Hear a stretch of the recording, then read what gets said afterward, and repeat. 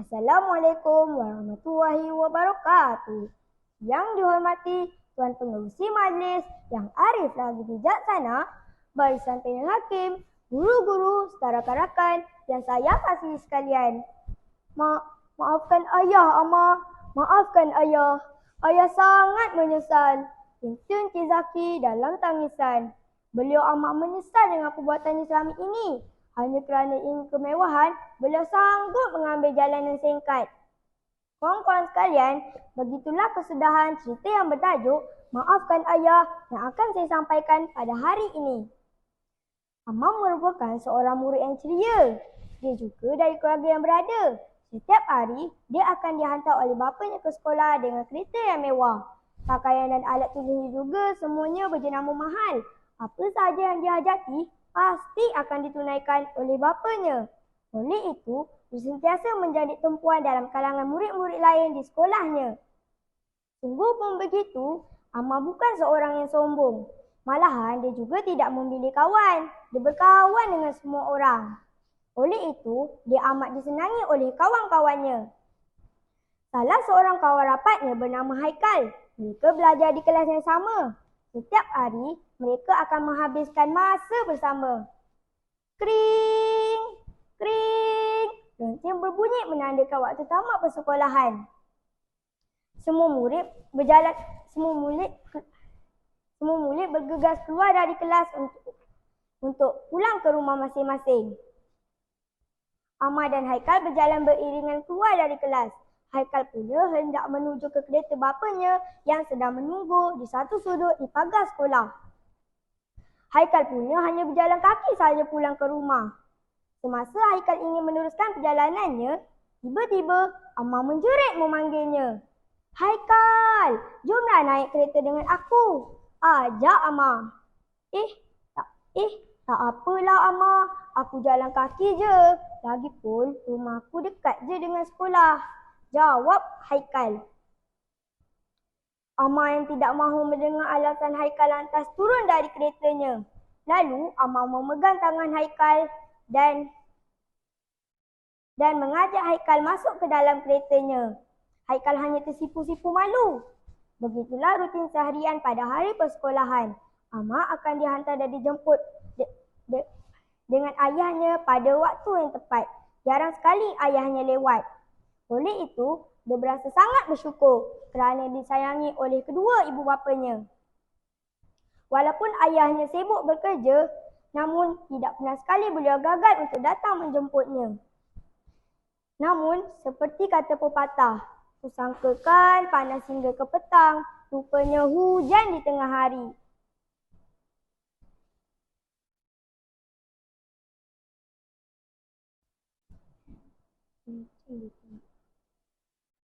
Begitulah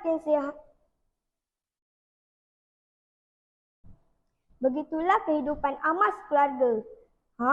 Kawan-kawan nak tahu apa yang terjadi ke keluarga-keluarga Amar? Mari kita dengar sambungannya. Ada suatu hari, seperti kebiasaan, apabila bunyi sahaja lonceng tamat persekolahan, Amar bergegas keluar dari kelas untuk pulang ke rumah. Hatinya berbunga-bunga kegembiraan. Kerana pada hari ini, ayahnya sudah berjanji untuk membawanya ke satu tempat istimewa untuk menyambut hari lahirnya. Sambil berjalan, Amar teringat perbualan ayahnya dan dia pada 2 hari yang lepas.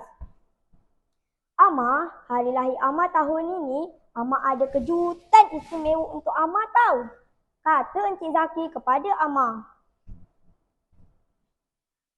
Wah, kejutan istimewa, seronoknya, kata Amar dengan kegembiraan. Terima kasih ayah, Amar sayang ayah, kata Amar, ucap Amar dengan sambil mencium dahi ayahnya dengan mesra. Ibunya yang hanya mendengar perbualan dua beranak itu tersenyum manis. Amar sebenarnya lebih rapat dan manja dengan ayahnya berbanding ibunya. Masa terus berlalu. Amar melihat jam yang dipakainya Jam sudah menunjukkan pukul 2 petang. Namun, kelibat ayahnya masih belum kelihatan. Mungkin ayah ada mesyuarat atau jalan sesak agaknya. Fikir Amar lagi. Selang beberapa minit, sebuah kenderaan berhenti di hadapan Amar. Maka, keluarlah pemilik kenderaan tersebut. Cikgu! Siapa Amar apabila melihat kelibat guru kelasnya? Amar, mari saya hantar kamu pulang. Hari ini, ayah kamu tidak dapat ambil kamu. Jelas guru kelasnya panjang lebar. Tapi kenapa cikgu? Tanya Amar keheranan. Tak apa. Nanti sampai di rumah, kamu akan tahu jawapannya. Jawab guru kelasnya dengan nada yang agak sayu. Baiklah. Terima kasih cikgu. Ucap Amar lalu masuk ke dalam kereta Toyota Vios milik guru kelasnya itu. Apabila tiba sahaja di rumah, kelihatan sebuah kereta pihak berkuasa yang tertulis Suruhanjaya Pencegahan Rasuah Malaysia di hadapan rumahnya. Amar terus menuju ke arah ibunya. Dia melihat ibunya sedang menangis teresak-esak tanpa henti. Ibu! Ibu! Kenapa ibu? Mengapa ibu menangis? Soal Amar bertalu-talu kepada ibunya. Kenapa ayah tak datang menjemput Amar? Sambung Amar lagi. Melihat akan ibunya sedemikian, Amar turut menangis. Kelihatan sosok tubuh seorang lelaki yang tangannya digari. Amar terkejut melihat keadaan ayahnya sedemikian. Amar terus meluru mendapatkan ayahnya lalu memeluk ayahnya dengan erat. Ayah, ayah, kenapa dengan ayah? Tanya Amar sambil menangis teresak-esak. Lepaskan ayah saya, encik. Pinta Amar. Ibunya hanya mampu melihat dalam kesedihan. Maafkan ayah, Amar. Maafkan ayah. Ayah sangat menyesal. Pinta Encik Zaki dalam tangisan. Beliau amat menyesal dengan perbuatannya selama ini. Hanya kerana ingin kemewahan, beliau sanggup mengambil jalan yang singkat. Akhirnya, ayah Amar telah ditahan oleh Suruhanjaya Pencegahan Rasuah Malaysia selepas dipercayai terlibat dalam kes rasuah dan pecah amanah.